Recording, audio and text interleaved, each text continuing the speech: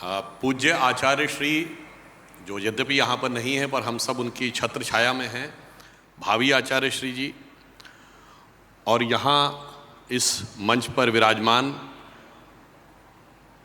व्यासपीठ के वक्ता आदरणीय श्री भक्तिनंदन दास जी स्वामी, जैतलपुर मंदिर के महंत स्वामी आत्म प्रकाश दास जी, श्री पुरुषोत्तम प्रकाश दास जी स्वामी, श्री गुरु प्रसाद दास जी स्वामी, श्री वासुदेवानंद ब्रह्मचारी जी, श्री निर्गुण दास जी स्वामी और मंच पर विराजमान सभी सम्मानित श्रद्धेय संतगण और इस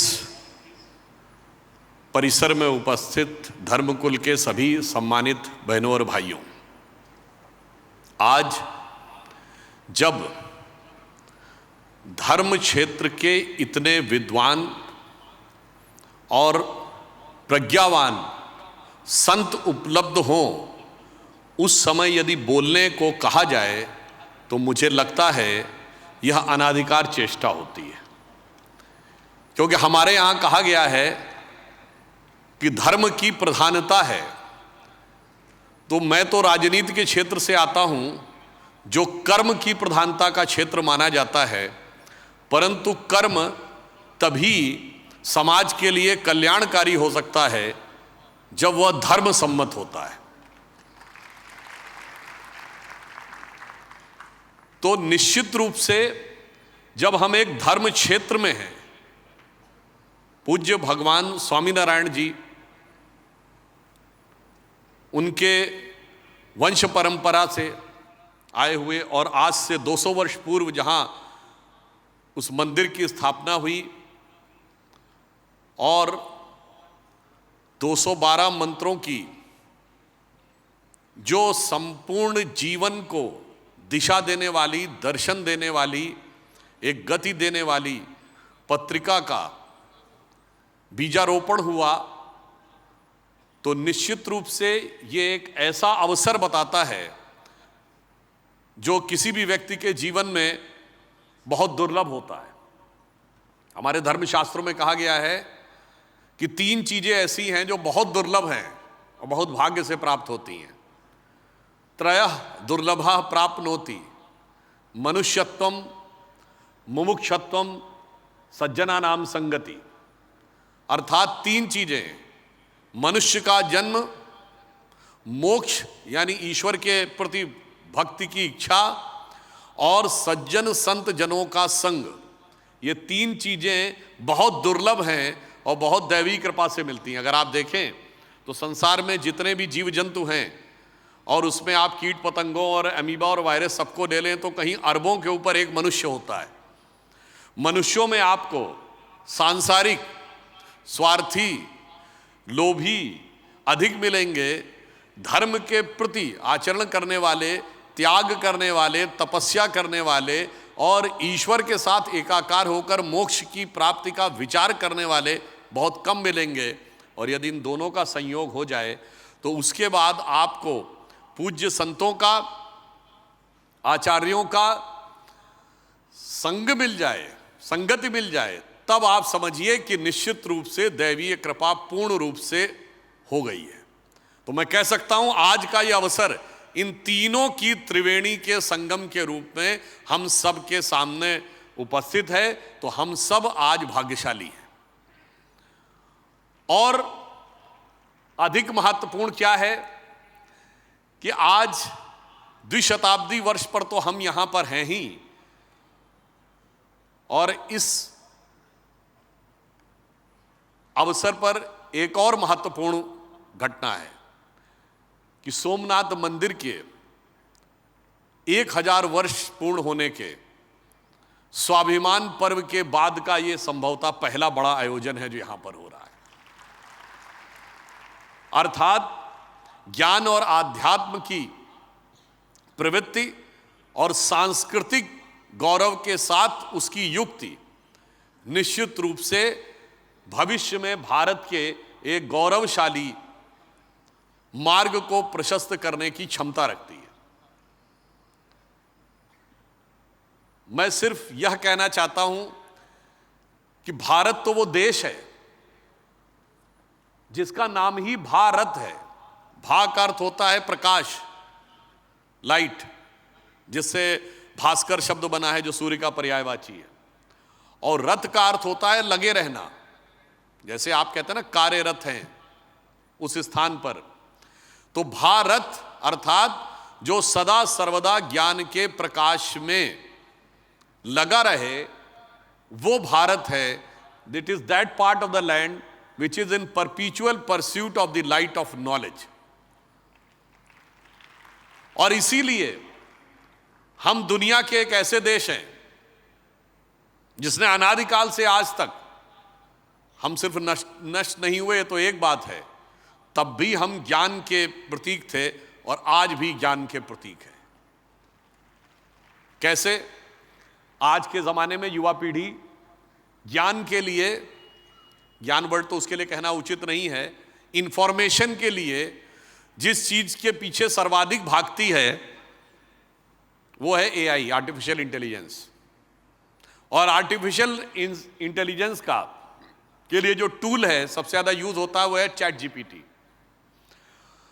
और चैट जीपीटी जिस ओपन एआई प्लेटफॉर्म पे काम करता है, उसके जो सीईओ हैं सैम ऑल्टमैन, जो अभी प्रधानमंत्री जी के साथ वर्ल्ड एआई समिट में दिल्ली में थे, सैम ऑल्टमैन से क्वेश्चन पूछा गया कि आज हर प्रश्न के उत्तर के लिए लोग आर्टिफिशियल इंटेलिजेंस या एआई को देखते हैं, क्या आपको कोई ऐसा प्रश्न पता है जिसका उत्तर एआई के पास नहीं है मगर आपके पास है? तो आपको पता है सैम ऑल्टमैन का जवाब क्या था? His answer was the absolute equivalence of Atman and ब्राह्मण। आत्मा और ब्रह्म में कोई भेद नहीं है, यह एआई को नहीं पता है।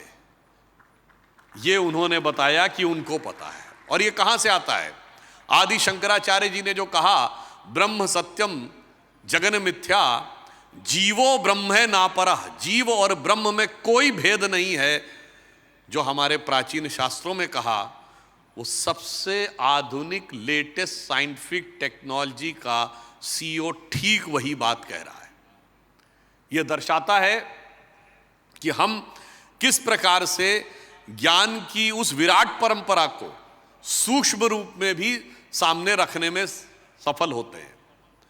भगवान स्वामी नारायण जी ने गंगा के तट से प्रारंभ कर सागर के तट पर आकर और 2 शताब्दियों पूर्व जिस धर्म के मार्ग को प्रशस्त किया था, आज हम कह सकते हैं 21वीं सदी में भारत गौरव के साथ उस नए स्वरूप में, नए रूप में दुनिया को नई दिशा देने के लिए अग्रसर हो रहा है।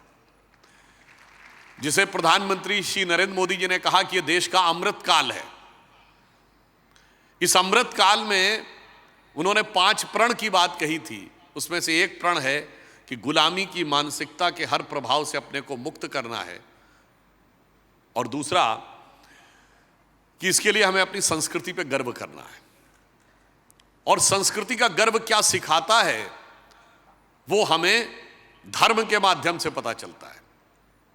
और यहां एक और बात भी समझिए, धर्म की जो परिभाषा भारत में है, भारतीय संस्कृति में है, हिंदू धर्म में है, यह दुनिया में किसी दूसरे देश में धर्म की ऐसी कोई परिभाषा नहीं है। हमारा धर्म एब्सोल्यूट है। हमारा धर्म कहता है धृति क्षमा दमोस्तेयम शौच इंद्रिय निग्रह धी विद्या सत्यम अक्रोधो दशकम धर्म लक्षणम। इसमें न कोई ये कहा गया है कि एक पुस्तक को ही मानो, न ये कहा गया एक प्रकार की पूजा पद्धति को मानो। हमारे यहाँ भिन्न भिन्न प्रकार से जाते हुए अपने जीवन के आचरण को कैसे आप शुद्ध कर सकते हैं, उसी के अनुरूप आचरण करने को धर्म कहा गया है। और इसीलिए ये देश कभी धर्मनिरपेक्ष नहीं हो सकता। ये धर्म प्राण देश है। धर्म इस देश का प्राण है, यह धर्मनिरपेक्ष नहीं हो सकता, पंथ निरपेक्ष है। पर पंथ निरपेक्ष को धर्म निरपेक्ष कहने का जो प्रयास है वो भारत के मूल प्राण शक्ति को समाप्त करने के लिए या उसे छीण करने के लिए होता है। और मूल प्राण शक्ति क्या है, मैं एक उदाहरण देना चाहता हूं। अभी कुंभ का मेला हुआ, 66 करोड़ लोग आए। वहां किस लिए आए थे? वेस्ट ने यह थ्योरी दी है कि संसार में आदमी सब कुछ करता किस चीज के लिए करता है। एक थ्योरी मार्क्स ने दी जो उसने कहा सब कुछ पैसे के लिए करता है, बस आदमी के पास पैसा आ जाए तो जीवन सुख से परिपूर्ण हो जाएगा। दूसरे एक आए सिगमंड फ्रायड, उन्होंने कहा नहीं, पैसा तो ठीक है मगर शारीरिक सुख व्यक्ति को मिलना चाहिए, वो मिल जाए तो जीवन में सब कुछ सुखी सुख है। फिर एक तीसरे आए फ्रांस के, जिन्होंने कहा नहीं, प्रसिद्धि मिल जाए तो ये सबसे बड़ा सुख है, कि लोग आपका बड़ा मान सम्मान करें तो समझिए वो बहुत सुख की बात है। परंतु जब वो यहां आते थे और वो उन नागा साधुओं को देखते थे तो वो आश्चर्यचकित रह जाते थे। इनको क्या चाहिए? ना इनको पैसा चाहिए, ना इनको शारीरिक सुख चाहिए, ना इनको प्रसिद्धि चाहिए। हमारी जो संत परंपरा है, जो संत आपके सामने बैठे हुए हैं, उनको इन तीनों चीजों में से कुछ भी नहीं चाहिए। तो वो लोग पूरी तरीके से कंफ्यूज हो जाते थे कि आखिर में इन लोगों के जीवन जीने का ध्येय क्या है। और उन 66 करोड़ में 50 लाख विदेशी लोग आए जिनके पास सब कुछ था, रुपया, पैसा, बैंक बैलेंस, सब कुछ है। फिर भी उनके अंदर कौन सी ऐसी चीज थी जो वो यहां पर आए और देखकर प्रभावित हो गए। आपको शायद पता हो कि आईफोन बनाने वाली जो कंपनी है एप्पल, इसके जो फाउंडर स्टीव जॉब्स थे, उनकी पत्नी कोलिन पॉवेल भी आई थी और उन्होंने आकर दीक्षा ग्रहण की और अपना नाम कमला देवी रख लिया। आखिर वो कौन सी चीज है जो इस तरह के धर्म स्थलों पे आकर, जो कुंभ मेले में उन नागा सन्यासियों को देखकर उनके मन में आती थी, तो उसे मैं एक पंक्ति में कहना चाहूंगा कि वो सुख खोजें भौतिकता में, वो सुख खोजें भौतिकता में, मदिरा में मांस की बोटी में, ये भस्म रमाए अपने तन पर, खुश हैं सिर्फ लंगोटी में। और यहां पर वो Marx, Max Weber, Sigmund Freud सब फेल हो जाते हैं। ये भारतीय संस्कृति की उदात्त क्षमता है। इसीलिए हमारी सोच और हमारा धर्म बिल्कुल अलग है दुनिया से। हमारे जो भगवान हैं, यहां पर आराध्य भगवान कृष्ण की बहुत श्रद्धा और महत्ता है। भगवान राम, भगवान कृष्ण भगवान के दूत नहीं है, न भगवान के बेटे हैं, साक्षात भगवान है। बाकी जगहों पे कोई मैसेंजर है, कोई सन ऑफ गॉड है, कोई साक्षात भगवान नहीं है। और अगर वो उस स्वरूप में भी आते हैं तो कौन से स्वरूप में आते हैं? आप सबने वो भगवान राम का वो भजन बहुत सुना होगा, भय प्रकट कृपाला दीन दयाला कौशल्या हितकारी। उसमें एक लाइन है, ब्रह्मांड निकाया निर्मित माया रोम रोम प्रतिवेद कहें, सो जग उपहासी मम उर्वासी जग उपहासी सुनत धीर मति थिर न रहे। अर्थात जिनके रोम रोम से अगणित ब्रह्मांड उत्पन्न होते हैं वो मेरे गर्भ में आ गए, कौशल्या जी कह रही हैं। इसको सुनकर लोग हंस रहे हैं क्योंकि ये इतना गहरा अर्थ है कि बड़े बड़े बुद्धिमानों की बुद्धि उसे समझ नहीं पाती और वो हिल जाती है। इसलिए हमारे भगवान साक्षात ब्रह्म। भगवान कृष्ण के लिए क्या कहा गया? जाहि अनादि अनंत अखंड अछेद अभेद सो वेद बतावें। जिनको वेद क्या बता रहे हैं? जाहि अनादि अनंत अखंड अछेद अभेद सो वेद बतावें, ताहि अहीर की छोहरियां छछिया भर छाछ पे नाच नचावे। और शेष गणेश महेश दिनेश सुरेशव चाहि चतुर्दिक गावें, यानी सब उनकी स्तुति करते हैं। और ये जानते हैं किसने लिखा है? सैयद इब्राहिम रसखान ने लिखा है, यानी एक मुस्लिम कृष्ण भक्त कवि ने लिखा है। यह दर्शाता है कि इस धरती पे आने के बाद वो धर्म का जो प्रवाह है, वो जो भगवान का वो स्वरूप है, जिसे अगर मैं एक शब्दों में कहूं, आज प्रधानमंत्री जी ने भी ये बात कही है कि लोग घूमने के लिए बाहर जाते हैं। उन्होंने कहा विदेश में जाने से पहले देश में घूमो। और भारत में यदि आपको घूमना है तो सिर्फ टूरिज्म मुद्दा नहीं है। टूरिज्म दो प्रकार का होता है, एक रिक्रिएशनल टूरिज्म, एक डिवोशनल टूरिज्म, यानी एक मौज मस्ती के लिए घूमना, एक धार्मिक श्रद्धा के लिए घूमना। हमारे यहां दो शब्द हैं, तीर्थाटन और पर्यटन। आप तीर्थाटन करेंगे श्रद्धा भाव से तो भारत की उस शक्ति का अनुभव करेंगे। एक विचारक ने कहा था कि अगर आप भारत को समझना चाहते हैं तो पहले आप समझिए कि भारत क्या है। हमारे यहां माना गया है, जहां से मैंने बात शुरू किया था वहीं पे समाप्त करता हूं, जो मैंने कहा था ना, absolute equivalence of Atman and ब्रह्म, आत्मा और ब्रह्म एक है। तो आप यूं समझिए, आजकल लड़ाई भी बहुत चल रही है ना दुनिया भर में, तो उसमें बात आती है वो कोई डर्टी बम यूज करने वाला है, तो कोई न्यूक्लियर बम यूज करने वाला है, तो कोई कुछ कर मिसाइल छोड़ने वाला है। तो आप सबने सुना होगा कि एटम बम क्या होता है, जिसमें मॉलिक्यूल्स टूटते हैं। उससे ज्यादा शक्तिशाली न्यूक्लियर बम होता है, उसमें दो न्यूक्लियस मिलते हैं, और जब वो मिलते हैं तो इतनी ऊर्जा क्रिएट होती है कि वो पूरे क्षेत्र में रेडियो एक्टिविटी भर जाती है। ये देश वो है जिसे न्यूक्लियर फ्यूजन होता था ना। आप सोचिए, यदि एक चेतना ईश्वर की चेतना के साथ एकाकार हो जाए, यानी फ्यूजन हो जाए, तो इतना बड़ा विस्फोट होता है ऊर्जा की तरंग का, वो इस क्षेत्र में सर्वत्र व्याप्त दिखाई पड़ता है। यदि उस स्पंदन को अनुभव करने की क्षमता आपके अंदर होगी तो आप भारत को अनुभव कर पाएंगे। अन्यथा आप जाइए, तमाम बिल्डिंगें देख के चले आइएगा और मगर वो अनुभव नहीं पाइएगा, क्योंकि भारत अनुभूति का विषय है, भारत सिर्फ देखने का विषय नहीं है। इसीलिए इस देश में आकर, जैसे मैंने आपसे कहा 50 लाख लोग आए कुंभ में, मैं पूरी विनम्रता से कहना चाहता हूं, पर दृढ़ता के साथ, किसी दूसरे धर्म में यह पॉसिबल है कि उसकी तीर्थ यात्रा करना चाहे कोई ऐसा व्यक्ति जो उस धर्म को ना मानता हो? संभव ही नहीं है। और अगर खुदा ना खास्ता वो कह दे कि मैं ये करना चाहता हूं, तो पहली शर्त क्या रही? कन्वर्ट हो जाओ, तभी जा सकते हो। हमारे यहाँ कोई रिस्ट्रिक्शन नहीं है। 50 लाख लोग आए, उन्होंने स्नान किया, किसी ने उनसे नहीं कहा कन्वर्ट हो जाओ, ज्ञान प्राप्त किया और चले गए। चूंकि हम ज्ञान की उस परंपरा के प्रतीक हैं जो भगवान कृष्ण ने कहा कि संपूर्ण विश्व में जितने भी प्रकार के अवयव हैं, सभी चराचर में मैं ही व्याप्त हूं। यह कॉन्सेप्ट दुनिया में कहीं नहीं है। बाकी जगह दुनिया में खोज होती है भगवान की, तो जानते क्या होती है? वो अधिकतम एक पूजा स्थल पर रुक जाती है, या एक पुस्तक पे आके रुक जाती है, या किसी मैसेंजर ऑफ गॉड पे आके रुक जाती है।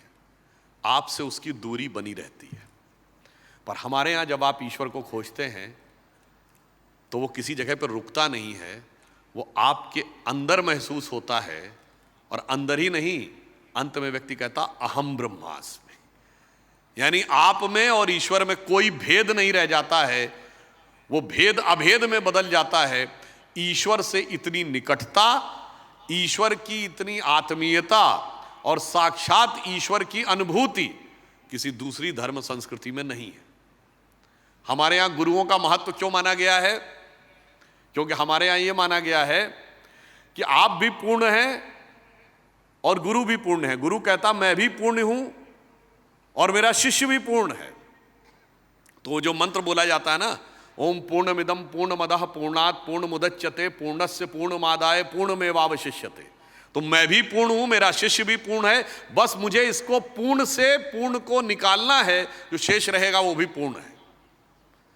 हमारी सोच धर्म के बारे में, शिक्षा के बारे में फंडामेंटल डिफरेंस है वेस्ट से। वो कहते हैं कि ज्ञान तब प्राप्त होगा जब आप इंफॉर्मेशन कुछ अपने अंदर लाएंगे, कुछ सूचना आपके अंदर आएगी, तब ज्ञान प्राप्त होगा। हमारे यहां जानते क्या कहा गया? हर व्यक्ति भगवान का स्वरूप है, उसके ऊपर माया का आवरण है, सिर्फ उसे हटा देना है। हटाने के बाद उसे आत्म स्वरूप की अनुभूति स्वतः हो जाएगी। इसीलिए आप सबको शायद यह ना पता हो, पूज्य संत बैठे हैं, निश्चित रूप से इन्होंने कभी न कभी आपको बताया होगा ये शिष्य शब्द कहां से आया। हिंदी, संस्कृत और अधिकांश भारतीय भाषाओं में एक शब्द होता है शेष, रेजिडुअल, जो बच जाए। तो शिष्य क्या है? गुरु ने उसके अंदर से माया जनित सारे विकार निकाल दिए, जो शेष बचा वो शिष्य था। तो हमारे यहां कोई चीज उसके अंदर डाल के ज्ञान नहीं प्राप्त होता, निकाल कर ज्ञान प्राप्त होता है, क्योंकि हम मानते हैं कि सभी लोग ईश्वर से व्याप्त हैं। ईश्वर संपूर्ण संसार में समान रूप से व्याप्त है, और इसीलिए आज हम ये कह सकते हैं कि दुनिया में, जब पूरी दुनिया में लड़ाई चल रही है, अब देखिए ये हमारा जो धर्म है वो किस प्रकार से हमें यह भी समझाता है कि हम दुनिया को कैसे संदेश दे सकते हैं।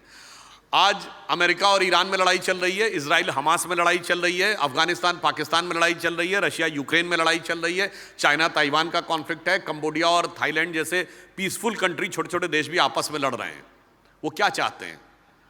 वो चाहते हैं या तो कोई एक देश दूसरे को कब्जा कर ले, यानी एनेक्सेशन कर ले, या फिर वहां कोई अपना कठपुतली सरकार बैठा दे, सब्जुगेशन कर ले, या उनका डोमिनेशन कर ले। मगर हमारी संस्कृति क्या दिखाती है? भगवान राम ने जब लंका पर को विजय किया तो क्या उसका अधिग्रहण किया? नहीं, अपने राज्य में नहीं मिलाया। ना ही ये कहा कि अब यहां का राजा मैं तय करूंगा। ये नहीं कहा कि लक्ष्मण आज यहां से राजा होंगे, उन्होंने कहा यहीं का व्यक्ति राज करेगा। यानी किसी पे न कब्जा करना, न किसी के साथ संघर्ष करना, केवल मूल्यों की स्थापना करना, और उसके बाद उन मूल्यों के अनुसार समाज को चलने देना।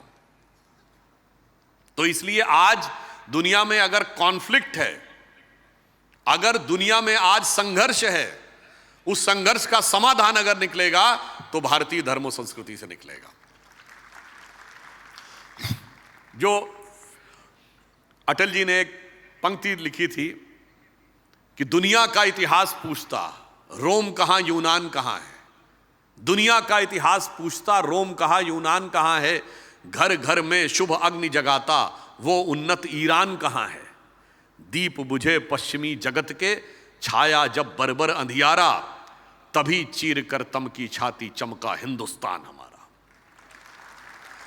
परंतु अंत में यह भी कहना चाहता हूं, समाधान के लिए भी शक्ति की आवश्यकता होती है। इसीलिए प्रधानमंत्री श्री नरेंद्र मोदी जी ने देश को शक्तिशाली भी बनाया है।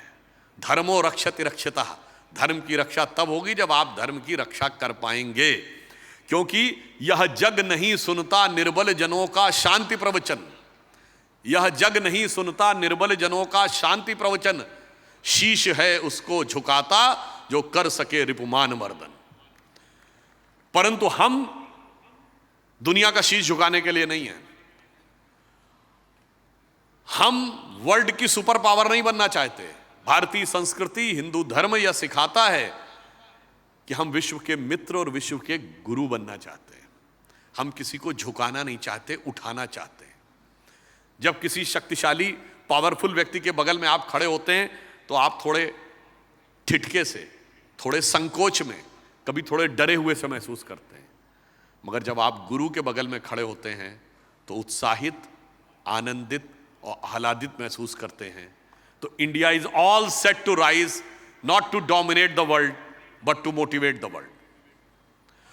तो इसलिए हमारे ज्ञान का आधार इतना गहरा है, और यह संस्था जो श्रद्धा भाव से उन मूल्यों को समाज में प्रसारित करने के लिए कार्य कर रहे हैं, भगवान स्वामीनारायण जी के आदर्शों के अनुरूप चलते हुए भारतीय संस्कृति और हिंदू धर्म की वास्तविकता को हम दुनिया के सामने ला रहे हैं। तो उसे मैं यह कहते हुए